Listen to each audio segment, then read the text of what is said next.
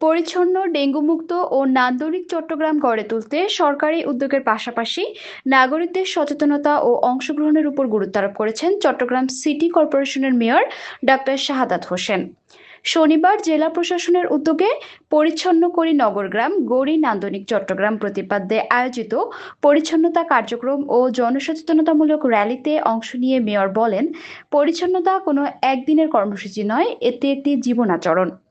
তিনি সবাইকে প্রতি শনিবার নিজ নিজ বাসা, ছাদ, আঙিনা ও আশপাশ পরিষ্কার রাখার অভ্যাস গড়ে তোলার আহ্বান জানান।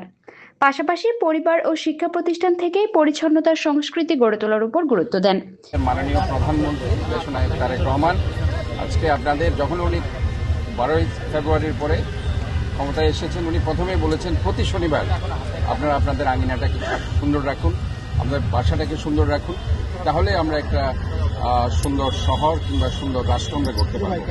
আজকে আমি যে জিনিসটা মাননীয় জেলা প্রশাসক, বিভাগীয় কমিশনার সাহেব সহ এখানে যারা আছেন, আমি এই উদ্যোগটাকে স্বাগত জানাই এই জন্য যে আপনারা দেখবেন যে সরকারি যে বাসভবনগুলো আছে স্পেশালি এখানে কিন্তু শুক্র শনিবার বন্ধ থাকার কারণে ইনফ্যাক্ট ছাদগুলো ক্লিন করা হয় না।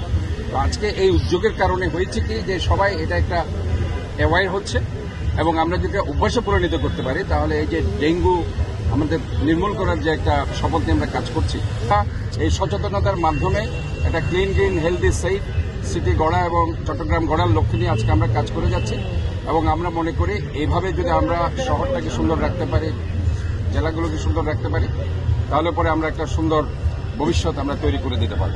র্যালিতে জেলা প্রশাসনের ঊর্ধ্বতন কর্মকর্তা, বিভিন্ন সরকারি দপ্তরের প্রতিনিধি, আইন শৃঙ্খলা বাহিনীর সদস্য, শিক্ষার্থী, সাংবাদিক ও সুশীল সমাজের প্রতিনিধিরা অংশ নেন। এ সময় পরিচ্ছন্নতা, ডেঙ্গু প্রতিরোধ ও পরিবেশ সংরক্ষণের সচেতনতা বৃদ্ধির আহ্বান জানানো হয়।